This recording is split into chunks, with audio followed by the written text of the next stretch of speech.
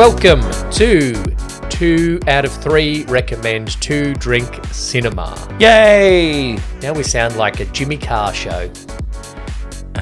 Yeah. Yeah, let me make a joke about paedophiles. I'm not going to. That's his thing, and that's his thing. Welcome, Brett, to 2 Drink Cinema in another new format. Thank you, Lee. Glad to be here. We have been abandoned by De Niro's not brother. Yep, Archie Q. And now we have to do our own thing. Yep. We have been taken over by Two Brothers Entertainment, which was us already anyway. Yep. And we are now under the umbrella of 2 out of 3 recommend. Yes, so according to our Archie Q De Niro scale, the greatest movie ever made is Love Actually. Oh, yes. Which I'm kind of comfortable with. You know what?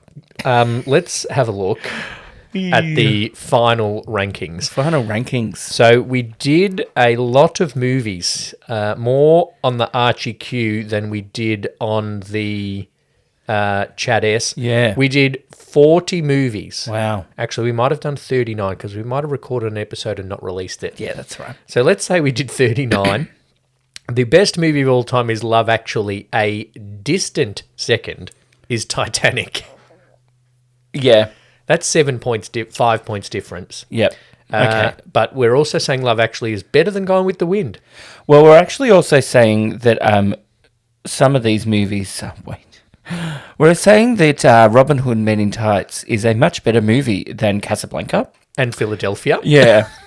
So there's some interesting takes on there. But we're also saying that Willow is not as good a movie as Groundhog Day, which if you're a Gen X, that's an issue. But we're also saying that the worst movie ever made is Speed 2, Cruise Control, and Robin Hood. And Robin Hood with Taron Egerton. And unfortunately, and I'm going to apologise posthumously to him again, 2 of our bottom 5 movies are Robin Williams movies. Yeah. With the Archie thing, we didn't do good Robin... It was just worked out that the Robin Williams movies we did weren't his best. No, and on the Chad S. Minquo, Mrs. Doubtfire scored highly. Yes. To make up for that, we will be revisiting in our new format Mrs. Doubtfire. Yeah. Because our aim going forward with 2 Drink Cinema is going to be focusing on the nostalgia, and each of us is going to have a focus. Yes. My focus is going to be on the story of the film. And my focus is going to be on the cultural impact, if you will, Yes. of the movie in the zeitgeist of cinema. Oh, good word. Thanks. My story I'm analysis not quite sure what it means, but I heard someone say is it going once. to examine the pathos. Fuck off, I'm out. I'm out then. But before we do, we're going to keep the drink element Of course, that's my 2 favourite Drink part. Cinema. And so we have come up with an Indiana Jones cocktail. Yeah, so it's the trilogy represented in cocktail form. And what I did very intentionally Yeah. is that it ends up looking like upside down the font. Yes. Yeah, that's what I was going for. So we have We have 1 Tequila. part tequila, so we'll say an ounce, Yep. or 30 mils. 1 ounce of the whiskey. Yes. We did Scotch whiskey because Sean Connery. Exactly. Then we did 2 ounces of Prosecco or champagne, whatever your bubbly preference. I'm assuming in the 30s it was champagne, Oh, of course. but I had a bottle of Prosecco in the fridge. I mean, yeah. Was Prosecco even a thing? I feel like Prosecco's not for like Nazis. just arrived. Well, maybe Prosecco's are Italian. They were part of the same shit, weren't they? So the French. The Spanish. Is Prosecco Italian or Spanish? Prosecco's Italian, but the Spanish liked Hitler, didn't they? Didn't the Italians as well? Like, what's it, Mussolini? Oh, Mussolini, Yeah. yeah. I was thinking of the guy in the Spanish Civil War. We're not history buffs. No. Sorry, Mr. Jeffries. I clearly wasn't paying attention in year 10. I learnt all my historical facts from movies, so that could go one of 2 ways. So, factually, Hitler was obsessed with the Holy Grail.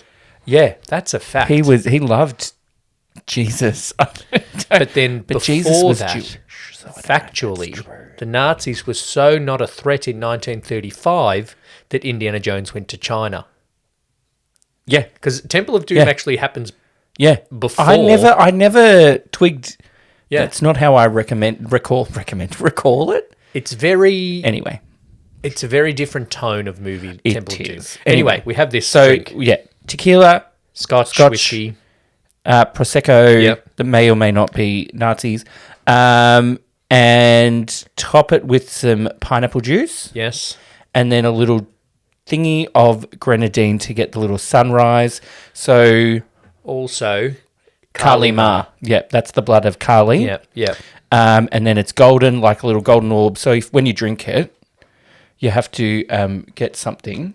Oh, I'm going to get them. Yeah, you have to get another drink and do this. Weigh it up. Then we have to do the switch. Yeah. So you have to grab that because it's golden and it's important historically somehow, but I can't remember how that one was. And you go, whew. Okay. And then cheers. Can we actually cheers? We can actually cheers. Ooh. Oh. I need to stir that. I'm going to switch back. On the shelf over there are the straws, if we need to stir. Oh. I'll just use my finger. Or not. I think it just needs a bit of that sweetness of the grenadine in there. Because that was rough. That wasn't... Yeah, I think that was the Glenmorangie.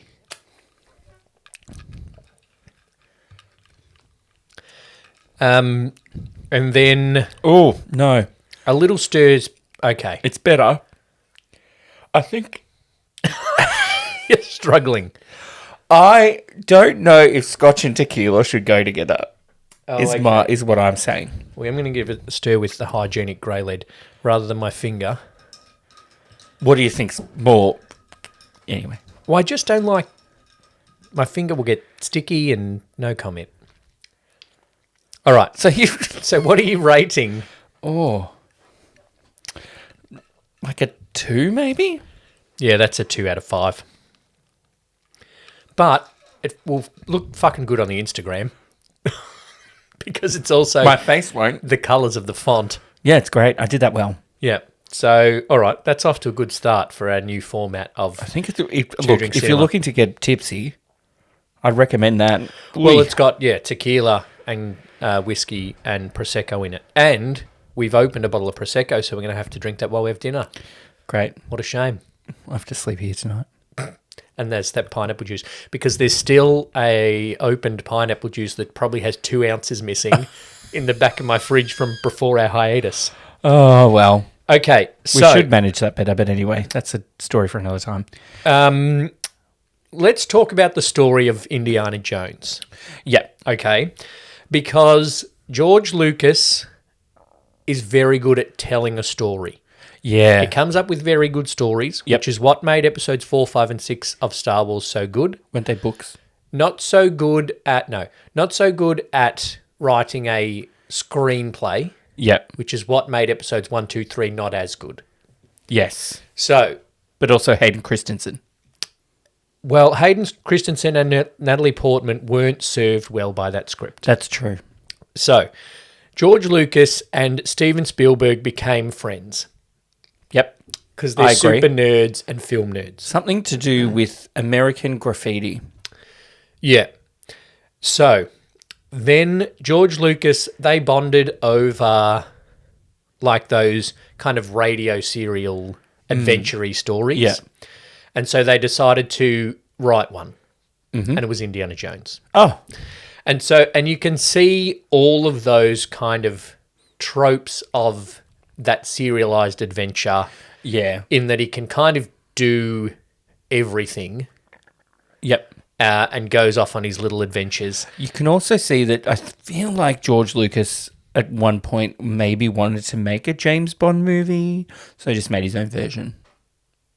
Yeah, that could be true. There's a little bit of, James Bondy adventure in there, but for an American audience. Yeah.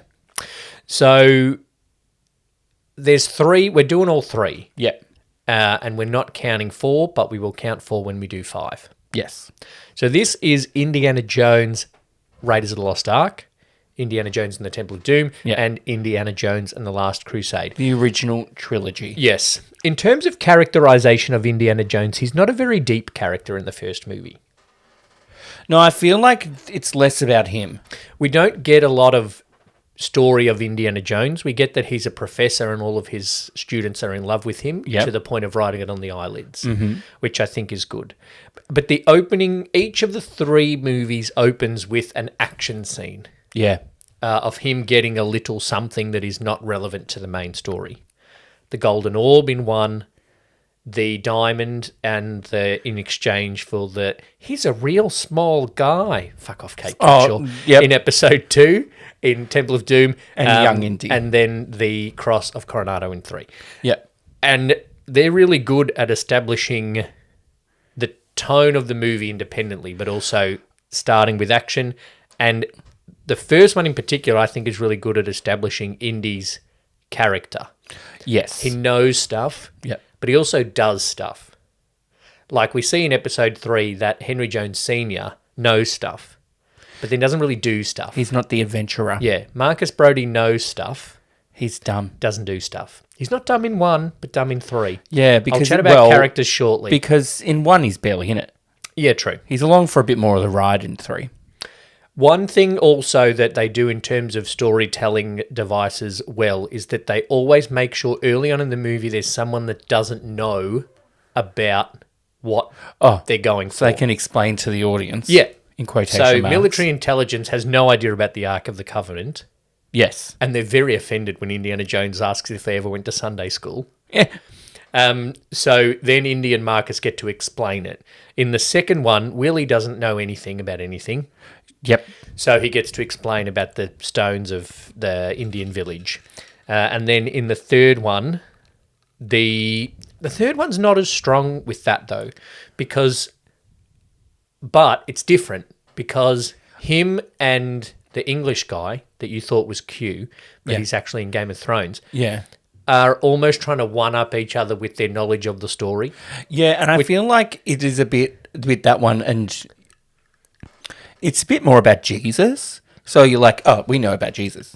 We don't need so much backstory. Yeah. What is the Ark of the Covenant thing? But then they're one-upping each other in a bit of like, well, yeah, I know about the Knights. Oh, yeah, but I know about the book that the Knights wrote. Yeah. And, but I know about the brothers. And so that's how we get that story across to establish what we're doing. What is called in storytelling and in movie making a MacGuffin. A MacGuffin? Yeah. I'm not sure why we need it. What does it mean? I A probably magpie and a puffin? Looked up what it is. Wow. It's that. Wow. Is it that? A MacGuffin, I don't know where it comes from, but it is an object, event, or character in a film or story that serves to set and keep the plot in motion, despite usually lacking intrinsic importance. MacGuffin. So it's not necessarily lacking intrinsic importance, the Holy Grail. It is the point of the movie. But I think... Yeah.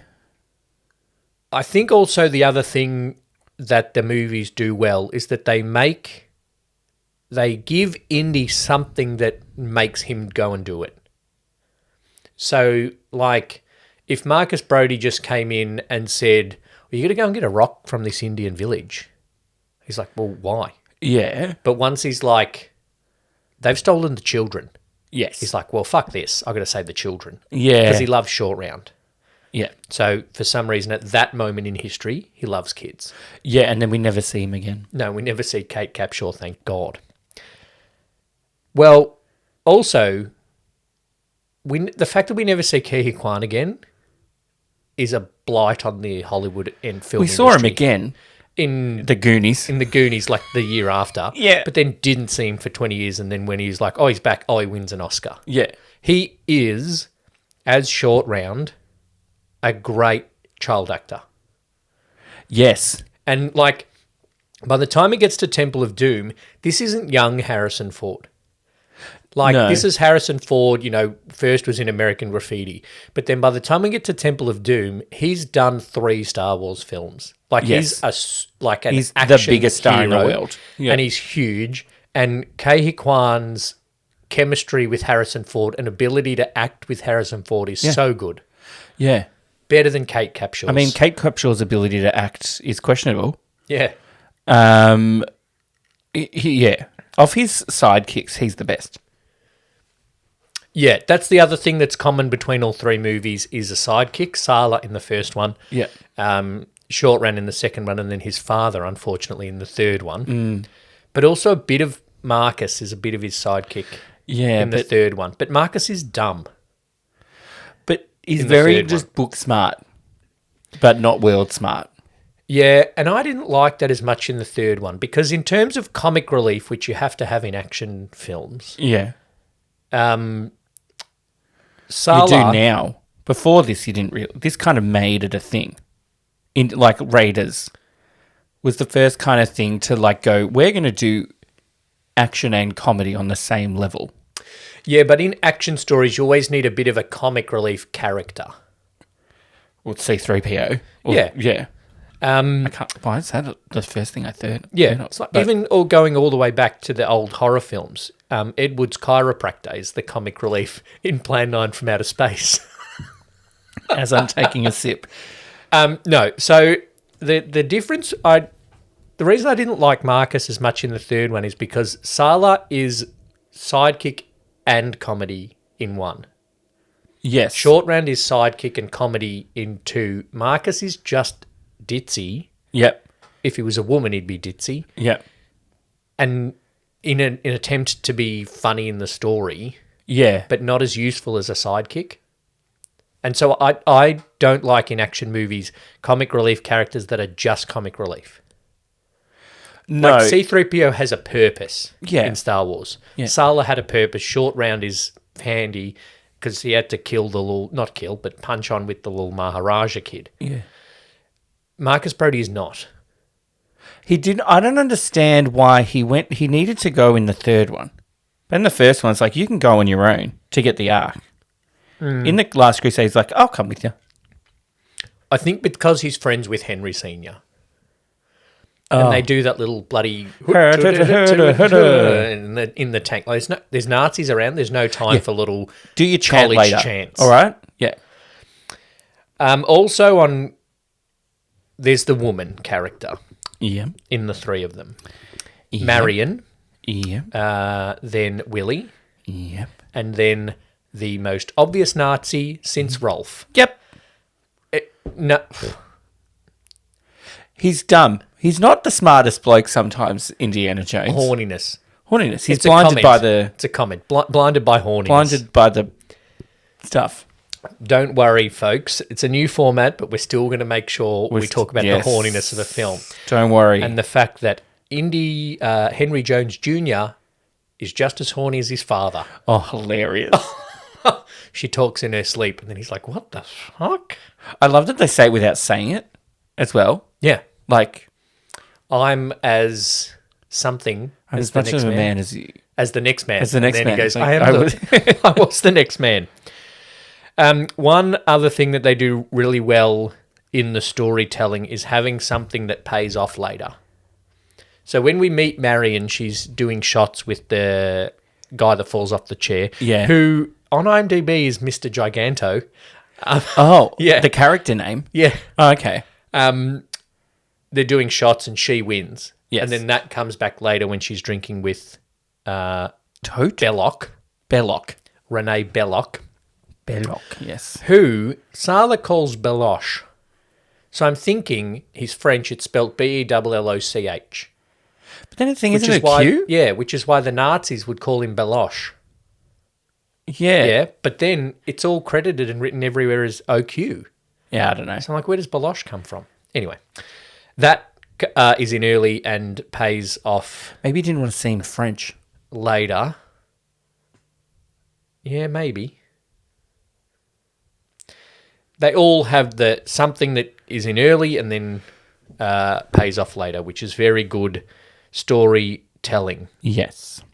In the second one, Shorty drives early on, so then he's in charge of the brakes on the cart at the end. That's it. Yeah. That's the callback. And the diamonds. She loves diamonds in the start, and then he mentioned diamond, then she fucks it up by being a Dumb bitch. Dumb idiot. I have made for our TikTok, which is going to be up soon, a little compilation of all of her screaming. Oh, Jesus. So if you want 45 seconds of torture, if you want 45 seconds of the worst moments of an Indiana Jones film outside of the Crystal Skull, watch that. I'd prefer to be lowered into a vat of lava with my heart ripped out. I'd prefer to watch Kingdom of the Crystal Skull. I think it's an issue that they didn't take her heart out. Yeah, why didn't they? Because they didn't want her tits on film? Well, She but had also to don't survive show after. it. We've already seen the disgustingness of him going in and ripping someone's heart out. But she has to survive after. If That's he pulls her true. out of the pit and her heart's been burnt, And they were always just... So were they just like, quick, skip the heart bit, just burn it? Is that what they were like doing? Yeah. Not in the terms of writing the movie, but the people that were actually doing it. it might have just been, this is the way we're going to kill her, Yeah. rather than she's going to be sacrificed properly. We're just killing her. We're not sacrificing her. That's true. There we go. Good. The characters. Move on to the characters. Oh, no, there was something I didn't notice in the story. A couple of things. One was that in the first one, this one, was when Indy puts the Ark on the truck and drives back to Cairo, Yeah. Sala says, meet me at Omar's. I've always wondered, when he gets to Cairo, he just pulls up in this place and the people in the market know to cover him up? Yeah, he That's sent Omar's garage. He sent... oh. Yeah, I only saw the sign above the garage this time watching And then they it. all cheered. Yay! Because they beat the Nazis For now. for 15 minutes. Another thing that they do well, often when you watch action movies, you will kind of be like, oh, well, they're just doing that so that something can explode. Yes. And Where there is a couple, like... there's a couple that are kind of obvious, but I think the first one is the strongest of the three films in terms of screenplay, story, acting, probably everything. Yeah. And what they do well is Marion is on the plane, doesn't know how to control it. That is what knocks the fuel onto the ground. Yeah. Sometimes in movies it's more obvious because it'll just be like Indiana Jones will punch the guy and the guy lands on the 44-gallon drum of oil and knocks it over. Yeah. Like, oh, that's obvious. Yeah. But when it's as a result of something that can be believable, like Marion trying to regain control of the plane, Yes, you go, it oh, works. that works. Or Marion shooting the Nazis results in something catching fire. You go, well, she doesn't know how to work a machine gun. Yeah. That's okay. That's fine. She's And Marion. so they put characters in all three that are brave enough to do stuff, but not knowledgeable enough to do it well. Yeah, I think... Which then can lead to other things happening. Except Willie. She's not brave. She's just, well, Oh, she yeah. does a little bit of things, sticks her hand in the thing to pull the thing. She throws rocks up at that big guy that's trying to put him under the Yeah. roller. She warms into it. Yeah. But Short Round does stuff. I think Marion is the combination of Willie and Short Round. She's not dumb, and she's brave enough to do stuff and help out, but she's not skilled enough to do it well. Yeah, I think Karen Allen had some issues with the character. Yeah. She still agreed to do it, but then wanted them to rewrite it Oh, okay. to be more of just not kind of, I'm just here because my father was, and now I want money. What did she want, though? Well, I don't know. She wants to be more like, I'm in it with him, I think. I'm your goddamn partner. Yeah. She is. Well, yeah. Is she in love with him when she goes, though? Well, she was just a child. We'll talk about that later. So, I think we'll get to how you could rewrite things later, but I get where she's coming from. One more thing in terms of structure is that they're very good at raising tensions. Yeah. So in each movie, Indy tries things, and each thing that he trials, and they talk about in story writing in terms of conflict, the main character has to have these try-fail cycles. and that's what raises the tension. So he tries something, and each time he does a try-fail, it actually gets him closer to the bad guy. So he tries talking to the Maharaja, but then that ends up with him almost getting killed. Yes. Then he tries just going and looking, and that ends up with him over a pit of lava. He tries and gets the diary, but then tries to get his father, gets caught by the Nazis. Yeah. Tries to get the diary back, meets Hitler. Like each time he gets closer and closer, which makes the tension higher for us as an audience. Yes.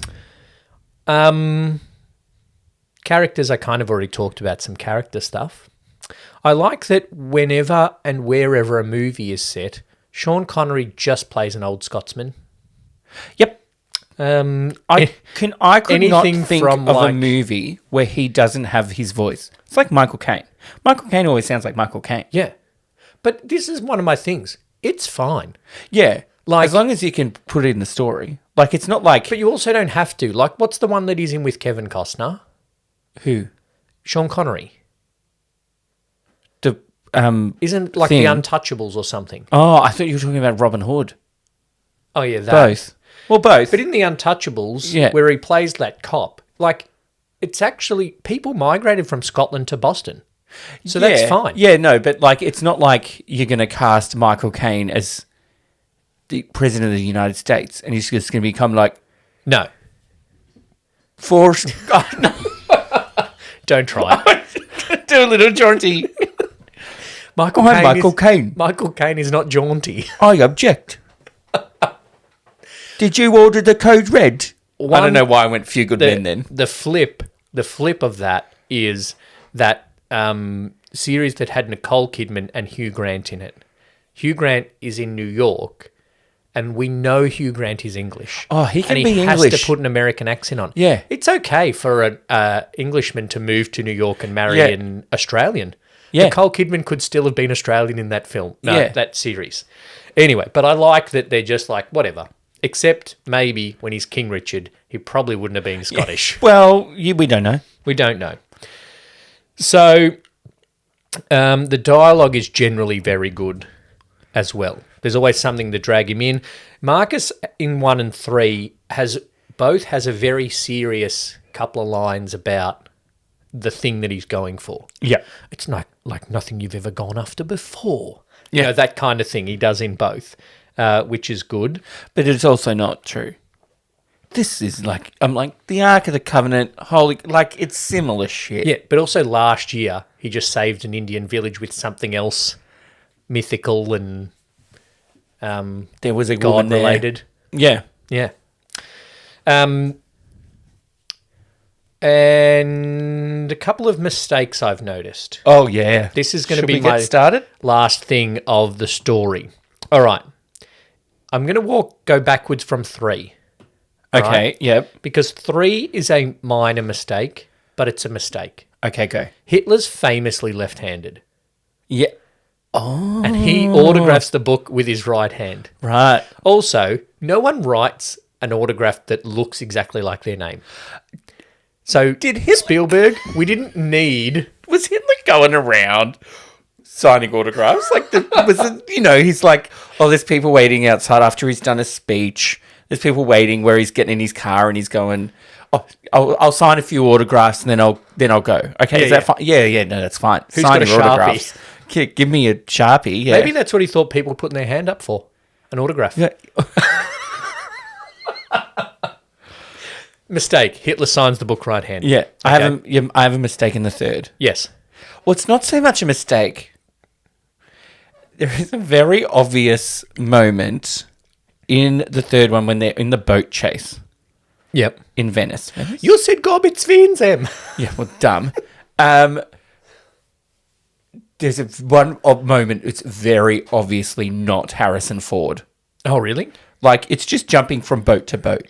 Yeah. I shouldn't say just. Like, that's a decent Yeah. thing. I don't expect Harrison Ford to do it. But it's very obviously not him. Wow. And there's also, if you got shot in the eye with pen ink, Yeah. would you die?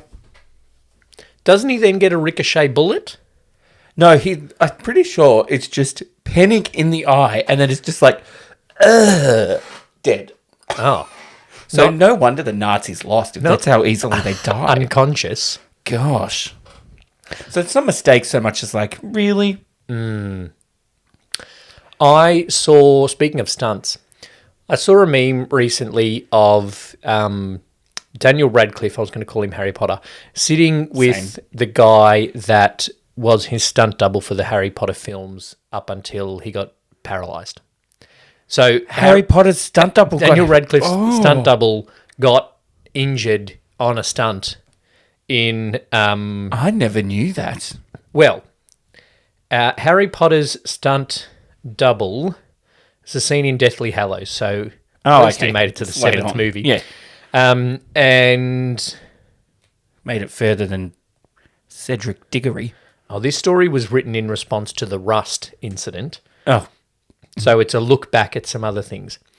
Holmes was flying in the air when he was thrown into a wall and pulled back by a high-strength wire, which broke his neck. Oh, wow. So he's in a wheelchair. Obviously, he's good mates with Daniel Radcliffe. And Daniel Radcliffe often says, I don't want people to see pictures of me with him and go, oh, look at Daniel Radcliffe hanging out with this guy in a wheelchair. Like, how good this superstar is. Like, no, we're good mates. Like, because they worked together for 10 years. Yeah. As we see in Once Upon a Time in Hollywood, you get quite good friends with your stunt double. Yeah, even if you don't really look like him. No. And then someone wrote under that, what stunts are in Harry Potter? Like, the world is full of magic. He spends 9 years trying to kill him. Somebody's trying to kill him. He flies a broomstick. Even when they're not trying to kill him, he flies a broomstick. He's on a troll. Yeah. He fights a troll. He's in a flying car that gets whomped by a thing. Whomping tree. Yep. Whomping willow. What stunts are in Harry Potter? He flies on a bird. Have you watched them? Yeah. Like, there are stunts in Harry Potter. Anyway, people, pull your finger out. In the second movie, Mistake. Yeah. Casting Kate Capshaw. Oh, I've read the same thing. Oh. No, but another mistake, I don't know if it's a mistake, but it might be just a thing that annoys me in movies. They spend the whole time shooting at Indy and Willie and Short Round at the end. And in can't the car hit him. chase thing? Yeah, cannot hit him. Yeah. But, fuck, the track's going the wrong way. One shot, bang, can turn the lever. If you can hit that lever, Short Round is at least twice as wide as that lever. You can hit Short Round. Yeah. In the car chase as well, another kind of stunt double-y thing. Yeah. There's a moment where car are on parallel tracks, and then they decide to try and get Short Round out because he's clearly the one making all the decisions in there. Yeah, he's the leader. And they grab him out, and he's in between the two things. Yep. They cut to a long shot where it's him. It's like Short Round doubled in height. Like it's like a dummy that they just stretched out this thing. It looked so bad. It's like Kei Hikwan in Everything Everywhere All at Once. But like the same size body, but then just like stretched arms and legs. Oh, so it was like not a stunt double mistake. No, it was like a dummy. They stretched the... Yeah. They're like, oh, we'll make this dummy. I'm like, it's too short. I'll just stretch it out. Yeah. Mistake in one. Mm-hmm. This is a big one for me. Yeah, okay. Okay. Salah says the height of the Staff of Ra is 6 kadam high. Yeah. Then Indy goes 72 inches. Yep. Okay. It's not 72 inches. 72 inches equals 6 feet. Yep. Okay. Then they turn the arc over. Mm-hmm. All right. The that thing. Yep. Not Beyonce. The medallion over. Yeah. And it says -1 kadam to praise the Lord. That equals less than 6 feet. I'm not going to do the maths. 5'9", we'll say. Harrison Ford is 6 feet tall. Yep. And the staff is at least a foot taller than him. Yep. That's a mistake, George and Stephen. I'm sorry about that. You know what else? I wrote him, and I wrote either Indy is 4 foot tall or Stephen missed something. Well, maybe they should just cast Tom Cruise instead. Maybe they should have put the dummy of Short Round in. Too tall then. In the bit with the map and the flying. Yeah. Those country names are not accurate. For the time. Yeah. Really? Because I was looking at it, I'm like, oh yeah. And then I saw Thailand. Oh. And I'm like, So Siam didn't become Thailand until like 1939 or 1940 something. Incorrect historically. I think I'd heard that already. And I swear to God, 1939. In the opening scene, he's in the Peruvian jungle. Swear to God, I heard some kookaburras. I was like, was that a kookaburra? I was like, what the fuck? They're just playing a bird sound effect It was like CD. I'm like, okay, kookaburra. Maybe that was Balosh. Also, I will just say, that was not a bad kookaburra. All right, I'll isolate that one. Cool, thank you. And put it on the TikTok. Yes. So they're the mistakes. So that's all I'm saying about the story making of the Indiana Jones trilogy. Yeah. Well done, George and Stephen. I think it's very good. It's enjoyable. And it's held up. I watched 3 of them in the space of 30 hours. Same. They're harder. Like, I don't think they're a marathon movie set. No. Because by the 3rd one, I'm just like, oh, well, this is going to happen. This is Yeah. Not, and I know the stories, but it's because formulaic, which is the tribute to the serial thing, that you just go, oh, well, tension. Up here, oh, there's Hitler. Oh, now his face melted. I think because, like, in terms of comparing it to Harry Potter. Yeah. Because we were just talking about it. Yes. They're like a series from like 1 to 7 start to finish. There's a thread over 7. Yeah. Whereas these are story. So it's they're separate movies in a trilogy. Yeah, they're separate and they each tell, I think, a little bit of a different element of Indiana Jones's character. Yeah. The first one is setting up him as an adventure archaeologist. The second one is for at least 1935, he likes children. And the third one is like, oh, well, this is his dad. This is why he is how he is. I think that it's also obvious that Temple of Doom stands out for all the wrong reasons. Like, it seems like different people made it. Well, it seems like they wrote 1 and 3. Yeah. And then they were like, we should make a trilogy out of this. And I think it's like, we should make a trilogy out of things. But then they wrote another one, and then they were like, I don't think we can pick on the Nazis for 3 movies. Yeah, let's pick on something else. Should he have like a white savior moment in there? Like, should we do that? Let's do that. Yeah. It wasn't a thing in the 80s, white saviors. Wasn't a thing. Well, if we maybe we'll discuss it a bit later on, but blackface was still a thing in the 80s. Oh, yeah, that'll come up. All right, that's the story. Well done, George and Stephen. Impact. They've done something. Like, they've had some impact, the two of them. You know what? If I was a young filmmaker and you said you get to make Indiana Jones trilogy and that's it, I'd be fine with that. Fine. Yeah. But then, like, George Lucas, 3 main trilogies, probably could have stopped there. What's the third one? He made American Graffiti into 3 movies. No, he didn't. 2 main trilogies. Did I say 2 main trilogies? You said you said 3. 2 main trilogies. Were you counting as 3 and 3? I thought you were being facetious in like, what's the other one? I'm like, Star Wars. That's why I tried to make a joke out of it. Indiana Jones, and then Star Wars again. Star Wars, Indiana Jones, Star Wars. Sell it all to Disney and make Even though the 3rd trilogy of Star Wars was made by Kathleen Kennedy, who was married to Steven Spielberg. 6 degrees. Yeah, I was thinking during this movie about the impact. Good. But then I was also thinking, like, between the years of 1977 and 1985, yep, was there anybody that was like doing as well as Harrison Ford? No. Like, he did the 3 Star Wars, he did the 3 of these, chuck Blade Runner in there, chuck Apocalypse Now in there. Yep. He had 15 years. 89 was when Last Crusade came out. Yeah. And Blade Runner... I always think they're closer together. Came out in 82. Yeah. So, yeah, the 80s belonged to Harrison Ford. It was ridiculous. Like, I just was like... That's why, when it's like now, it's like, he's not that great. But then you're like, oh, wait, he's pretty good. Yeah.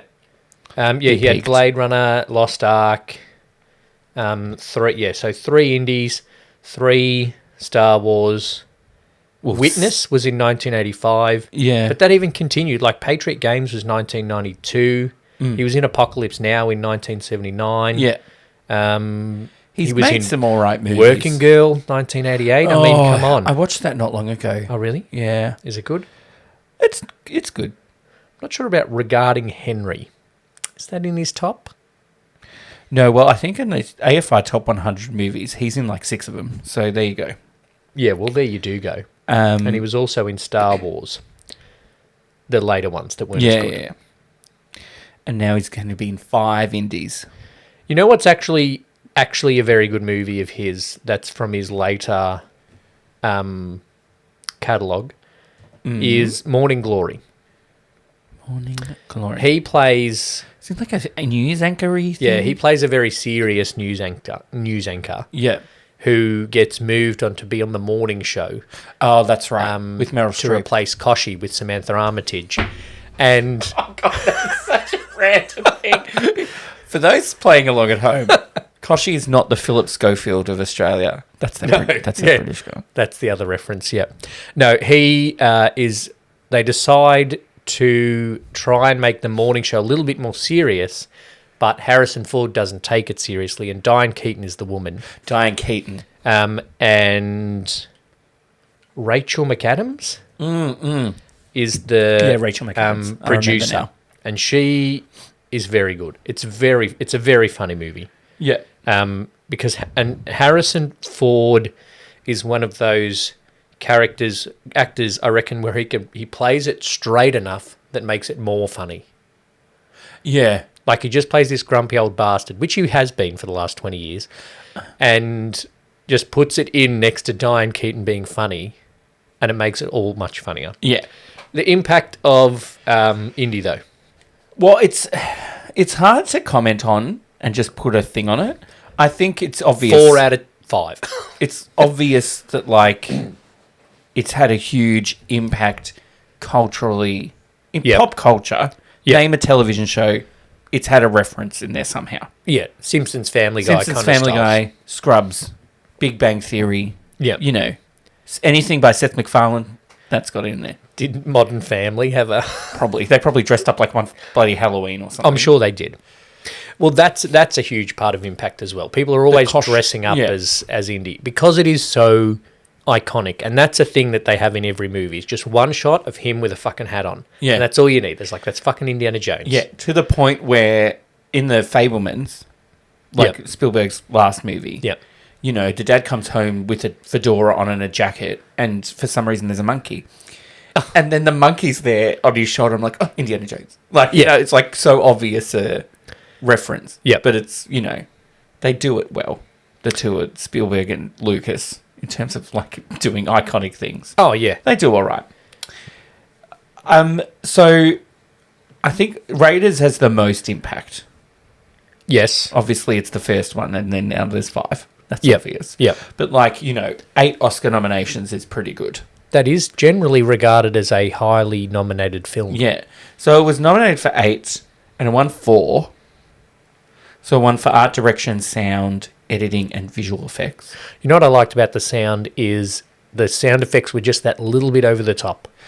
Yes. Yeah. It was just like... Yep.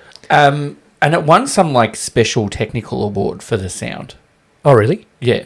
So I think, you know, it had a big impact there. Because it was also nominated for, like, Best Picture and Best Director. Do they do special Oscars often?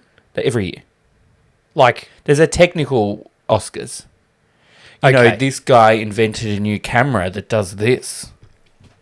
Because we did Who Framed Roger Rabbit recently. Yeah. And it won a special one. Yeah. Okay, so they do one every year of an advancement. You know, so the it's Wachowskis won for Bullet Time in 1999. Yeah. Gone with the Wind won a couple for... Setting fire to shit. Yeah, being humongous.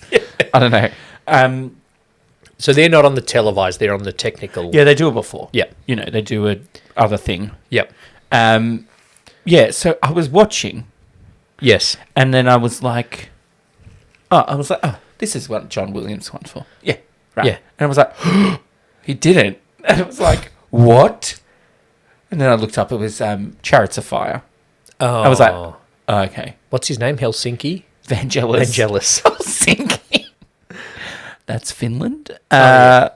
And then, because he was nominated for all 3 movies, John Williams. Well, you would think so. He didn't win it. It's the same thing each time. But. I would like a list of, not right now, a list of John Williams movies that he hasn't been nominated for, because that's shorter than the list that he has by a long way. The Harry Potters in between that weren't that good.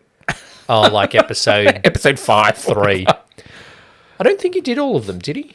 I'm pretty sure he did. What else? Maybe he didn't do the later ones. Look, each of them have been the highest grossing movie of the year they've been released. Okay, yep. So, big impact. Especially, I think, Temple of Doom was up against some stiff competition, like Gremlins, Ghostbusters, Beverly Hills Cop. Oh, yeah. It was still up there. AFI Top 100, Raiders of the Lost Ark is in the top 100 best movies of all time. As it should be. Number 66. I think as an example of story writing, it's very good. And I think it did have an impact on culturally, people made more action movies. People then, I think a movie has a cultural impact if then people go, oh, fuck, I want to make Indiana Jones. Yeah. Because I want to do my own version of Indiana Jones. Like Titanic, Speed 2, you know. Yeah. I want to make a boat disaster movie. I totally get it. It's the exact same movie, basically. Yeah. Avatar, 20 years later, Avatar Way of Water. Sure. Avatar District 9, I don't know. That's a bit of a stretch.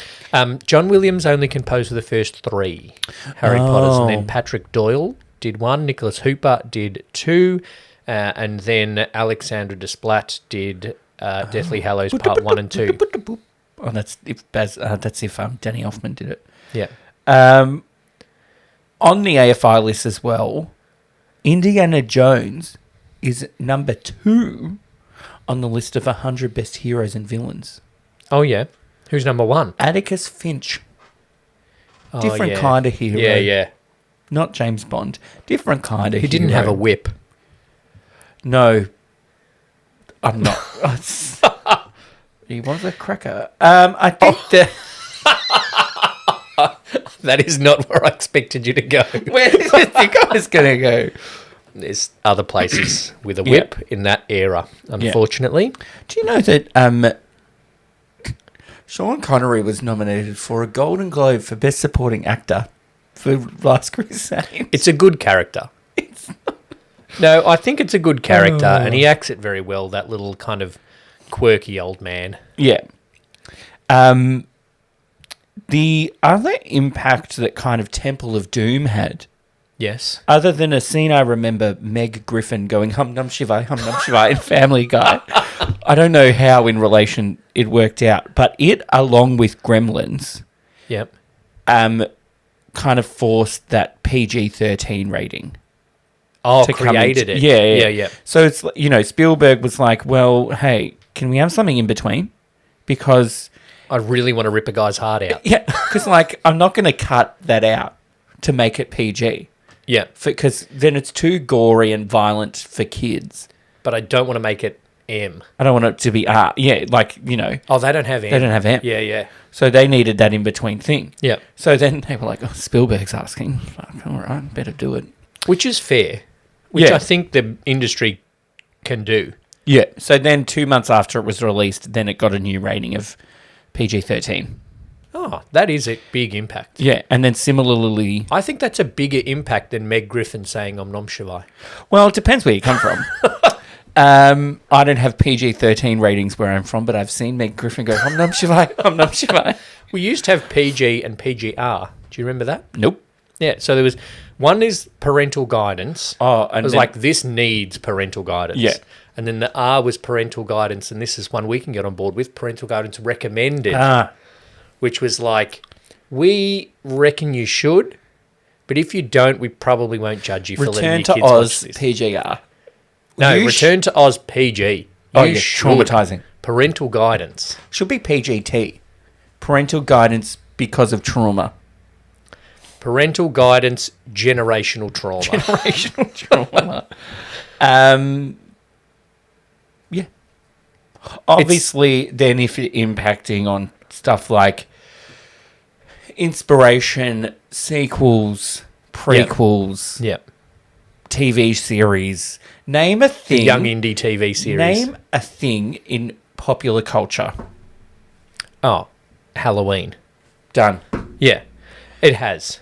TV shows. They did a novelization of the movies. Yep. Lego. Video games. Candles, apparently, according to Wikipedia as well. Even candles. Oh. Atari video game. Like blood of Carly smelling scented candles? Yeah, sure. It smells like camel Even spit. Candles? Yeah. I don't know. Like you get a candle with a picture of Indy on it. I don't know. Oh, that's probably as basic as it is. Yeah. Can I? No. Let's.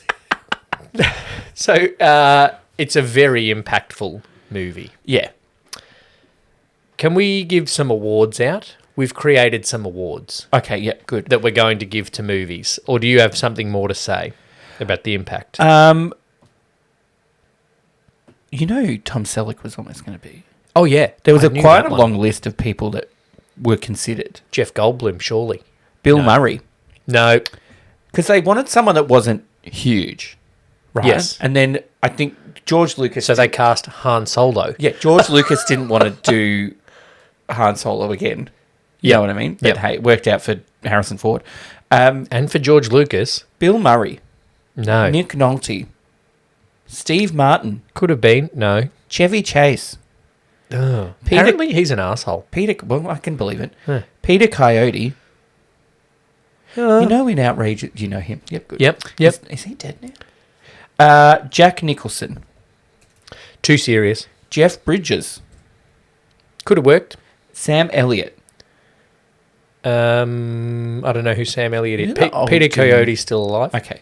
You know Star is Born? He's from... one of like a 1983 or a Yellowstone. Yeah, Yellowstone spin-off. Yep. Is he the guy that plays the other Ron Swanson in Parks and Rec? The head of the Parks Department from the other town? I don't know. Anyway, keep going. Yeah, that was it. Okay. George Lucas's wife. Yes, he does. Preferred Tom Selleck. Ron Dunn is Ron Swanson's counterpart from Eagleton. Right. Mrs. Lucas wanted Tom Selleck. And what about for the movie? Hey. But he was already contractually obligated to do guest star Magnum in PI. Friends. Oh, yeah. Well, yeah. Maybe a few different years. Yes, Magnum PI makes sense. If it was... Because it was still early on, so it wasn't a full series yet. Yeah. So if they were going to do a full series, they're like, no, we've got him. So then CBS was like, no, fuck it. We'll just do it. Because we don't want to lose Tom Selleck. No. Yeah. So they were like, maybe we should get Harrison Ford. Yeah, right. You can do both. Michael J. Fox has proved that. You could have. Unless it was something in his contract. But or more likely, they went to film on location a lot more for Indiana Jones than they did for Back to the Future.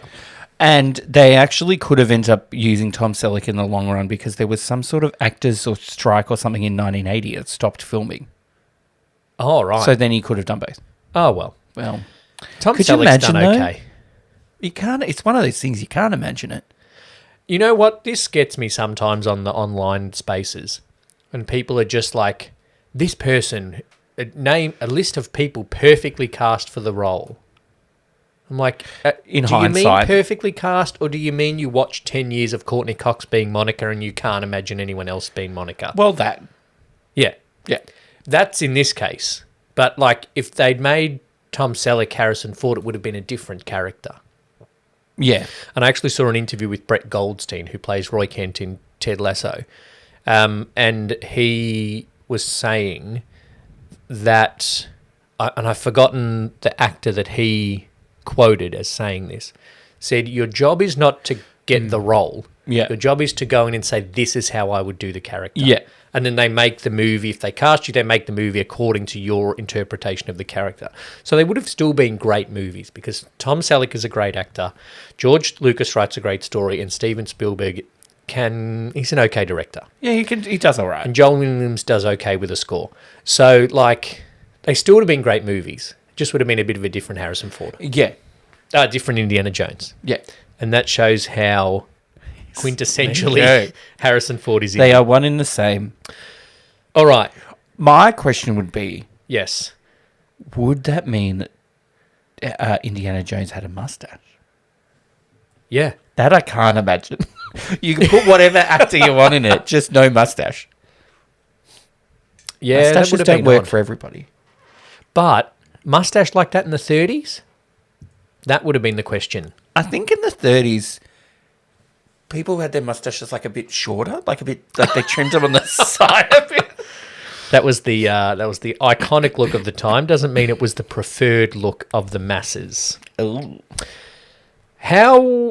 Another thing we're going to do in our new Two Drink Cinema way, is two things we're going to do.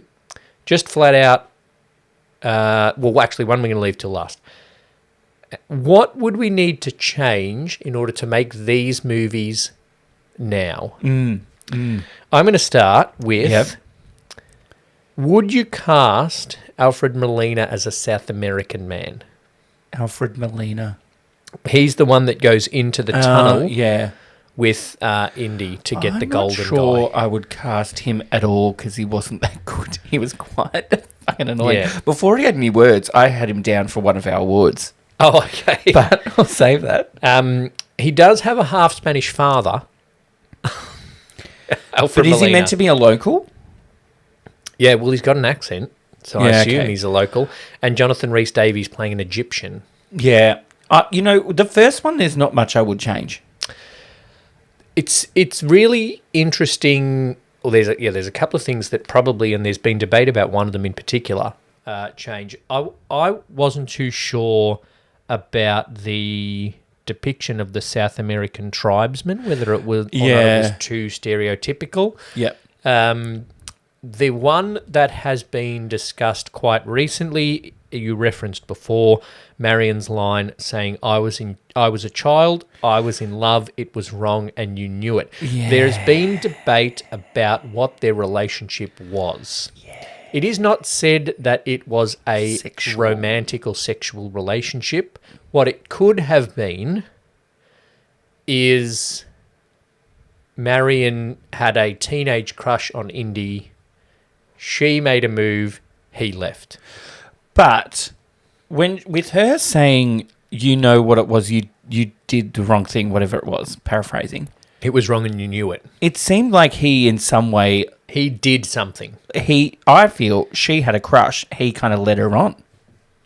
Yeah, but there are a lot of people saying that it was sexual. Like a one-night stand, and then he went to thing. Or they had a little that was only a year ago. They had a little bit of a relationship, and that's what made her father kick him out. Is she coming for the fifth one? I hope she was in the fourth one, I think. Yeah, because then they had a kid. Yeah. Shia LaBeouf is their kid. So that's something that I would change. I wouldn't necessarily take it out, but I would go a little bit more in depth into what had actually happened. Yeah. And I would go in depth on the side of teenage crush. He started to distance himself from the Ravenwoods and alienated the father as well as the daughter. Yeah. In the second one, could you have the scene of all like, oh, look how weirdly these Indians eat? No. I think that there's been a lot of, even when it came out, they were like, this is not our cuisine. No. One thing I think as well, because it's like religiously, they can't eat some of those foods. Monkey? Oh, mate, I don't know. Anyway, there was something that's like, no, that's not part of our cuisine, which is, I'm sure Snake Surprise isn't. Yeah, which is maybe why they shouldn't have put it in. Yes, I think it was meant, I don't know if it was meant to be a joke.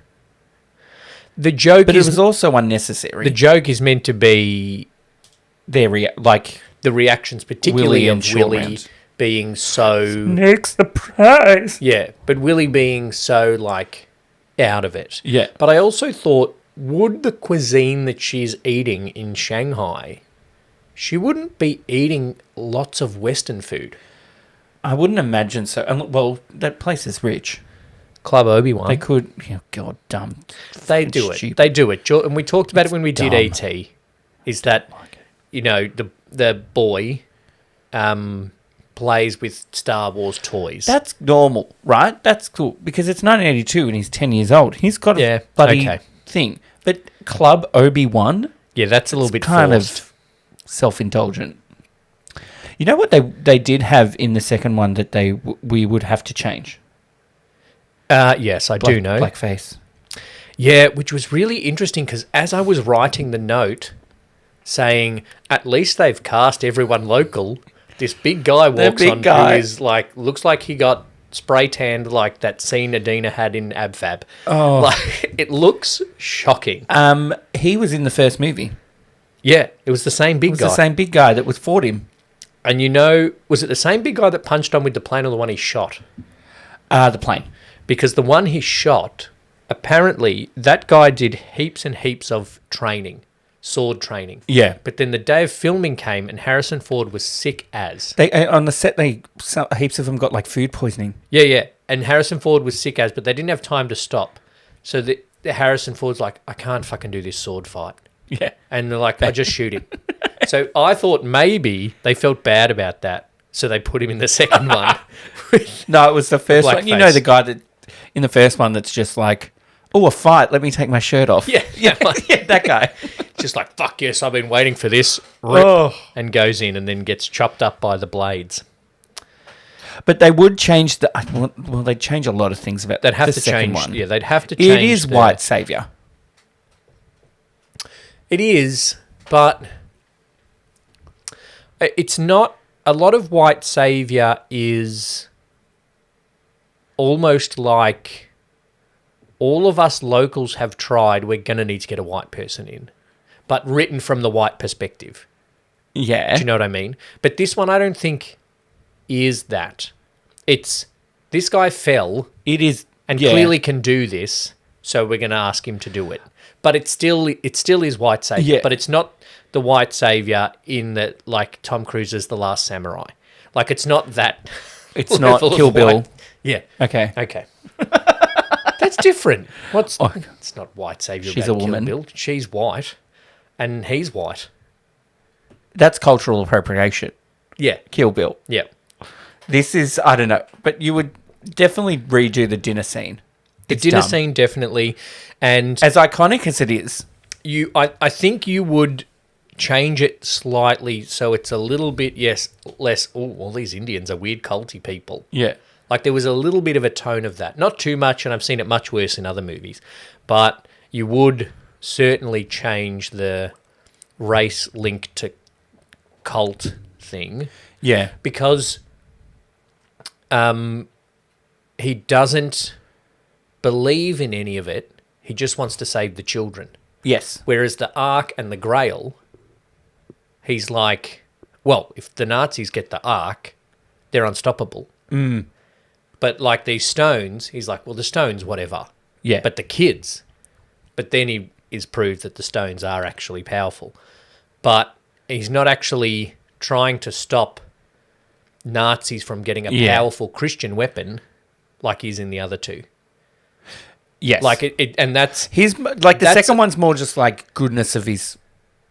Yeah, but the thing that needs to change is that he and the people around him believe in the power of the Christian relics, doesn't believe in the power of other religious relics. You'll see the...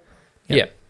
I think the second one, obviously, as we've discussed, is the worst of the three. Yeah, it's not bad. But it's the not worst of the bad, three. Except, like, if it wasn't Kate Capshaw, actually, I'm not going to put it all on her. If that character was different, it'd be a lot easier to watch. There was one point in the movie I was like, I can't. It was getting so annoying. The scene of her just like screaming around the campfire. No, it's also just an unnecessary scene. Ooh, he's a small guy. Ooh, he's like stupid comments. Yeah. Oh, he's a real small guy. Like, yeah, okay, we get it. She's stupid. Diamonds. Yeah. Fuck off. Yep. I didn't write any notes, but that doesn't mean that it's not right that we need to change anything in the third one. The third one, I didn't write any notes either. I think it's okay. Other Salah's than John still Rhys an Davies. Egyptian. John Rhys Davies playing Salah. I feel like it's a bit better. Yeah. It's still very white. Yeah. I think so. The third one with the writing, more so in the third one I noticed than the other ones. He's an archaeologist. He's like, loves relics. These should be in a museum. Yeah. He goes in, finds a ghost tomb of this guy. Yeah. Oh, I love this shield. It's great. Very important historical artifact. Oh, fuck. There's a fire. Yeah. Whoop, throw that in the oil, in the petrol, which made no sense to me. Yeah, I think they missed half a line. I can't think that liquid is all petrol.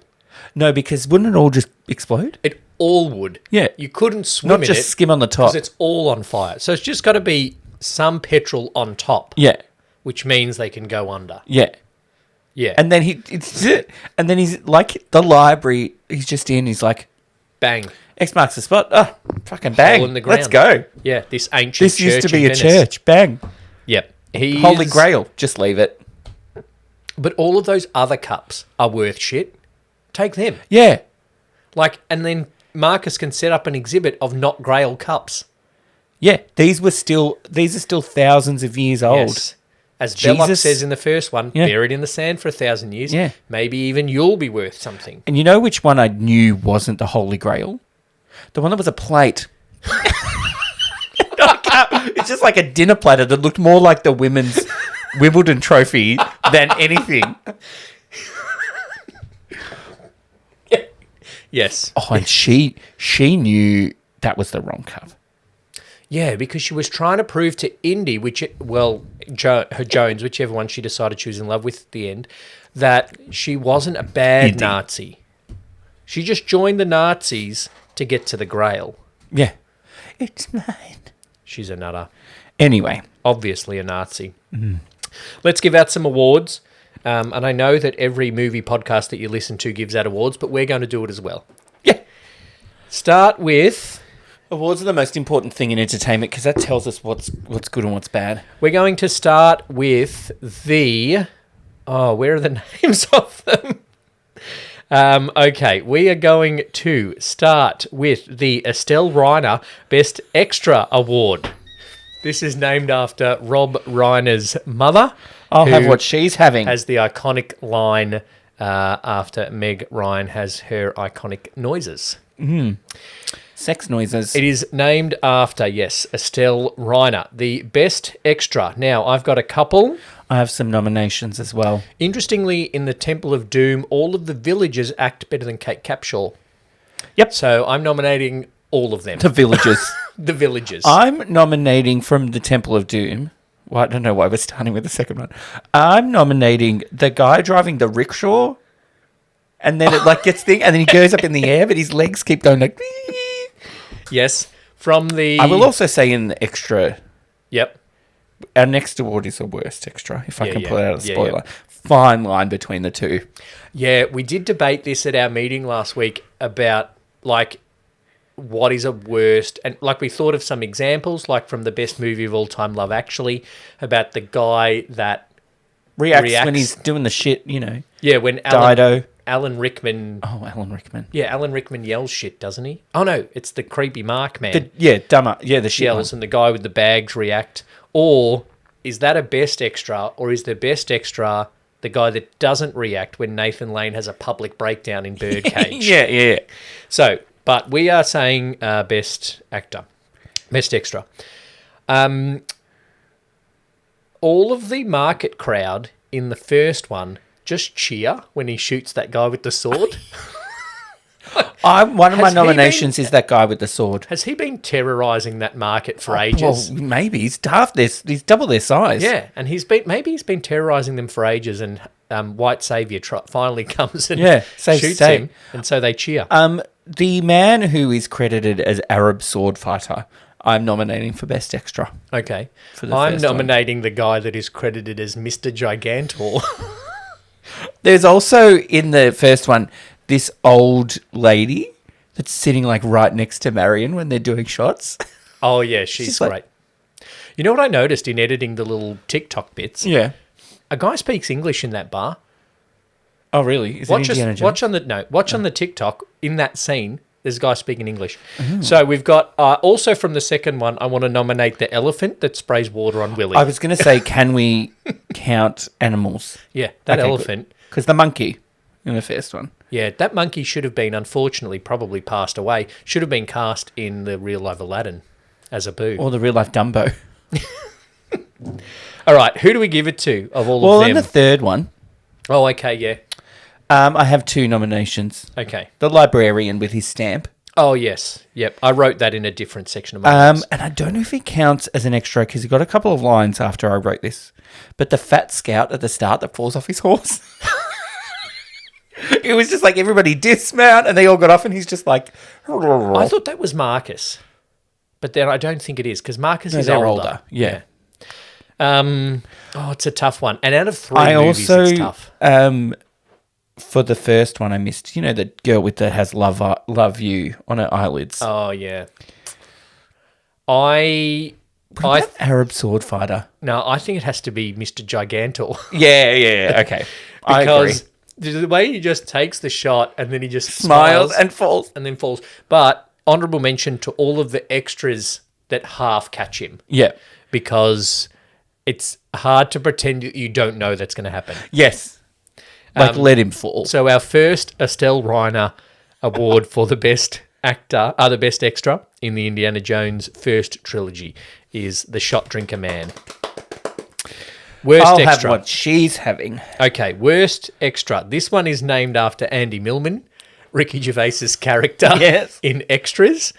If you haven't watched that series, do before any Americans remake it. Yep. Oh, they're making an Australian office. Yeah, they are. Which is fine. Yeah. Right? Good. And Felicity Ward is it's not funny. Utopia? No. Okay. Felicity Ward is funny. Yeah, okay. Right? So she's going to play the main character. My issue is with The Project and their social media team because their headline was Felicity Ward to play Michael Scott. Yep. Like, no. Michael Scott played Ricky Gervais's character. Yeah. But why can't you just write Australian Office starring her? Her name's not going to be Michael Scott. No, her name or David Brent has 2 H's. No, but David Brent is the original. Yeah. There's also actually been heaps others in other countries. Yeah. Anyway, worst extra named after Andy Millman, Ricky Gervais's character in the series Extra. First one. Oh, I was going to go to a third one. Okay, we'll go to third. Go to third. The third one, I just have 1 nomination. Yeah, same. The idiot that looks through the tank periscope and sees Harrison Ford mushed up and grins about it. Yeah. Idiot. My worst extra nomination for Indiana Jones and the Last Crusade is the pilot that tries to fly through a tunnel. And then they go past each other and then just overtakes him. He's like, oh, fuck, there's a car there. I'm like, yeah. It's a fucking tunnel, mate. Yeah, okay, that's fair. He was also nominated for Worst Nazi of the Month as well, Employee of the Month. I am going... This is not the extra's fault, but this is a bad extra moment, and Steven Spielberg and George Lucas, this is a bad joke. In the Temple of Doom, when the big blackface guy flings the hammer and lets go of it, and it hits that other guy on the bonk on the head. Also, fail for them as workers in the mine because all of this riot is going on and they're just standing there. Yeah. They're not doing anything. No. One's just standing there waiting to be bonked on their head. Yeah. So that's a nomination for me. My nomination is the guy at the start, Shay Lau. Lao Shay? Lao Shay, yeah. He's like guy that sits on his left. Not his son. Maybe it's his son. The other one. The one that's like... The one with the skinny head. Yeah. Do you want anything to drink, Mr. Mr. Bond? Mr. Bond. It's a very Bond moment. It's a very Bond line. I'm like, you're trying to do a bit too much here. Yeah, too much to drink, Dr. Jones. Dr. Jones. Yep, that's fair. I've got, from the first one... I have a few. I actually nominated that fight guy. Because he's just a guy Arab swordsman? No, the fight at the plane. Oh, so did I. He's just like, fuck this, I'm taking my shirt off and fighting this guy. Yeah. So I'm nominated. That's a fine line one. It is, because it could have been good, but it's also not great. Yeah, that's not great. I am nominating, well, I wrote the guide with him at the start, which turns out to actually be a character, so do that. Yeah, who turns out actually to be Alfred Molina, a very legitimate actor. Yeah. In the car chase. Yep. And there's at one point, the thing, and then somebody punches Indy through the door or whatever, and there's a guy that like falls on top in front of the windshield, and he just kind of looks, and it's this really split second thing of he falls in front of Indy, and then he just goes like, ooh, and then falls off the Get this truck. huge open mouth shocked look on his face. Like, so like close up, just like hello, Yeah. and then go like they they made a deal with that guy. Like he did something, and in return, you'll get like a little moment. You get 6 frames of close up. I don't know why else it's in there. It's really bad. I'm nominating the air host when he gets on the plane early on. Yeah. And he's obviously in first class, whatever, and the air host comes and offers him a drink and then turns before Indy can even look at him. He's just like, here, would you like... Oh, no drink. See you later. Yeah, sorry, love. Because obviously he was just told to walk over, offer a drink, but then walk away because Indy's not going to take one. But he didn't give Indy a chance to say no. But who do we go to? Oh, I think it's got to be the windscreen guy. Yeah. Just because it's actually almost the worst moment of the movie. Yeah, it doesn't make any sense. It's totally not needed. It's not even a good shot. Yeah. All right. They're our first 2 awards. Well done for sticking with us this far, listeners, because we're really doing 3 movies. Yeah. So it's a long be episode. All right. The Tobey Maguire cryingest moment, which I didn't put in our notes. There isn't one. I didn't cry. Not even with the dad, and he gives him now they've got eternal life. No. Not even then. When he's like, it starts with an I. No. When the night waves, like, hey. No. Sorry, Toby. Good start. It's named after the Tobey Maguire meme Yep. of him crying in Spider-Man, the Spider-Man movies. So maybe that's why that's not in our notes, because I didn't cry. All right, then let's move on to This was not awarded this time. Halle Berry Worst Line Award. This is named after our running joke of Halle Berry's moment in the first X-Men movie where she says... What happens to toads when they get struck by lightning? The same thing that happens to everything else. Terrible line. I've got a few. I've only got a couple. I've got a few. I kind of forgived some of the daggy dialogue because it's part of the trope of action movies. Yeah. But in the first one... Yep. Indy just stands on top of the canyon and yells, hello, to the Nazis to stop them walking with the ark. Oh, yeah, like with a bazooka. Like, hello! I have a couple. Old mate that picks him up in a plane. Oh, that's just my pet snake, Reggie. Yeah, I don't know about his accent. That first line is Australian, the second line is not. But also, wouldn't you know there's been a snake in the plane? Yeah, he Get must these have... motherfucking snakes on this motherfucking plane? He must have flown there, in that plane. Yeah, right? Or did he just pick up a snake in the jungle? I've also got another one that some, Marion's in the basket thing. And I'm pretty sure she yells out the line, "You can't do this to me, I'm an American." Yeah, she does. Yeah. Yeah. That, I get the point of that line, but it doesn't feel very Marion. It doesn't feel very good. Also, when Belosh or Belloc is going to lock him down in the place where the ark was, he says, Indy yells something up. Yeah. We are very comfortable up here. I know I sound like John Cleese's French accent there. We're very comfortable up here. But then he says it again. Yeah. I don't know if you needed to say it once, let alone twice. Yeah. We are very comfortable up here. Because you're not comfortable up there, because you're in the middle of the desert. It's fucking hot. And you're surrounded by Nazis. Well, he is a Nazi. Only Nazis. No, he's only there to get the ark. Oh, that's right. He's the arch rival. Only Nazis are comfortable surrounded by other Nazis. In the second one... Give me what you owe me or anything goes. This Muhachi, a real small guy. That's not a waiter. You know, these are all set by. Yeah. I think my favorite. Oh, I hate the water and I hate being wet. Yeah, that's why I nominated the elephant as best extra. My favorite, mainly not the line, but also the way she delivers it. Mm-hmm. There's no surprise who says it. When they're on the plane and they're crashing, and he goes, "Here's a boat. We're not sinking. We're crashing." It's the way she says it. I'm like, why? Why? I didn't have anything else from the second one, but from the third one, I have when that king of that other Araby area. Yes, Agrabah. Yeah. It's not the best way to say it, I know.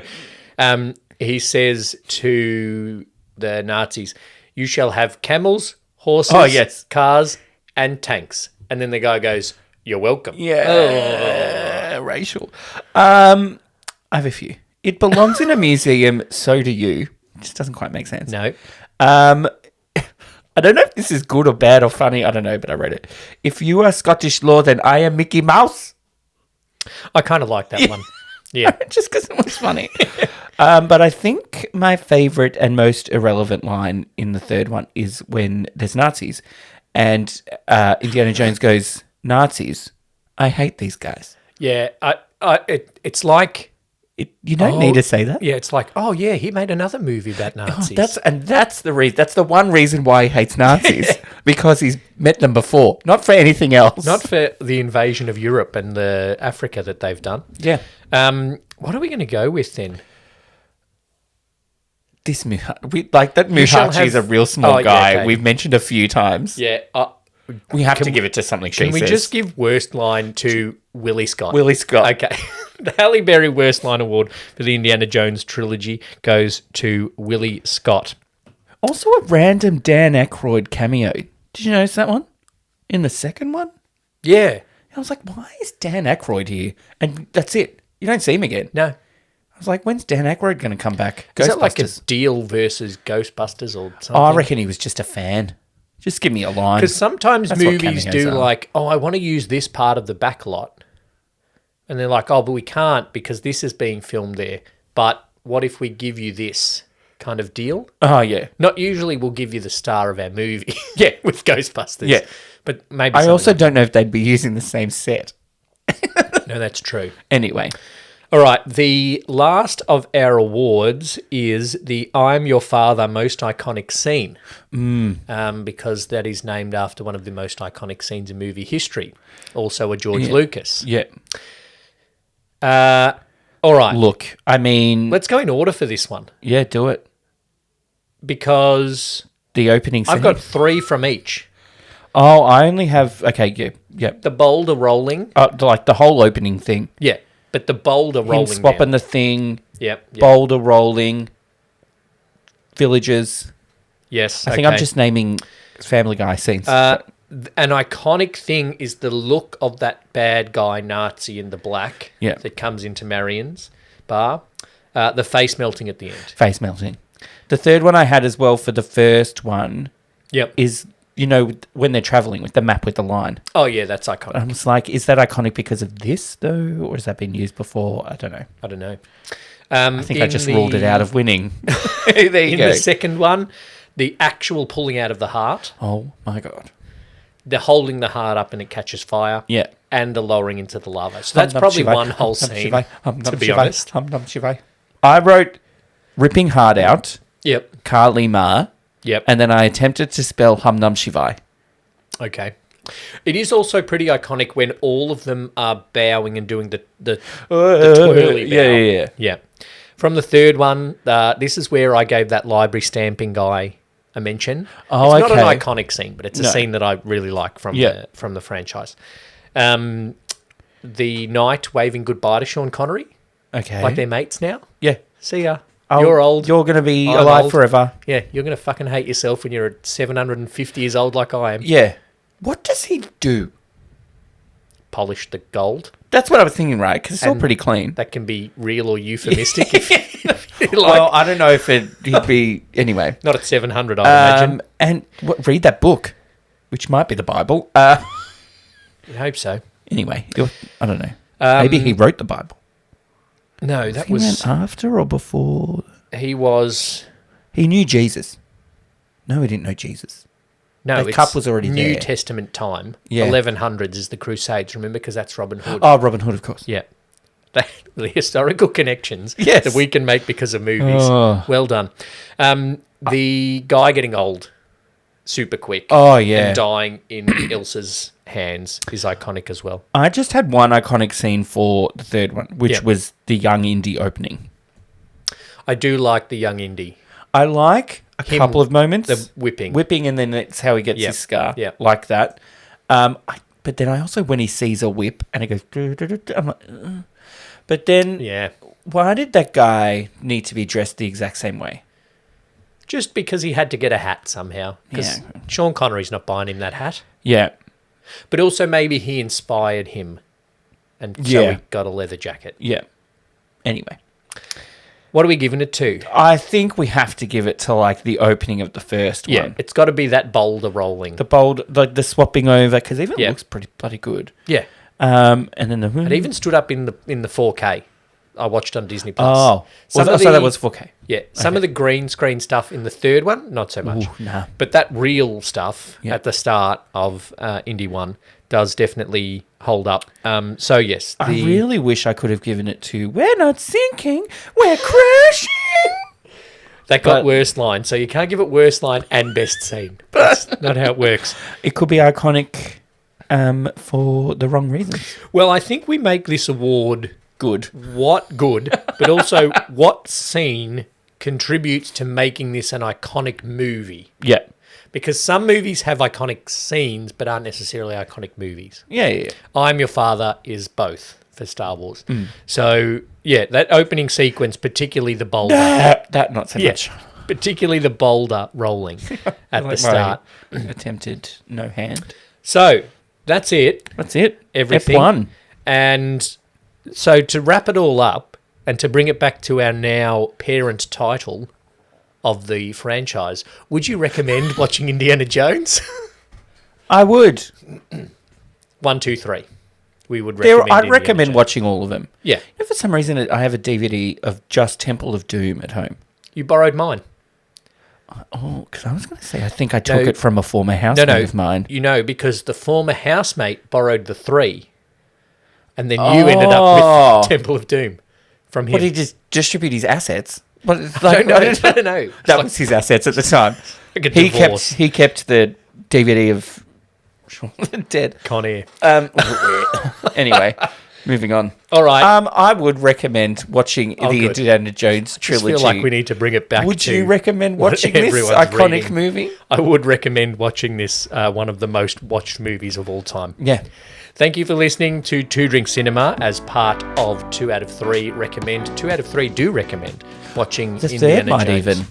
We also recommend going to see The Dial of Destiny because we will be, and we'll be reviewing it in our next Two Drink Cinema episode. Thanks, Brett. Thanks.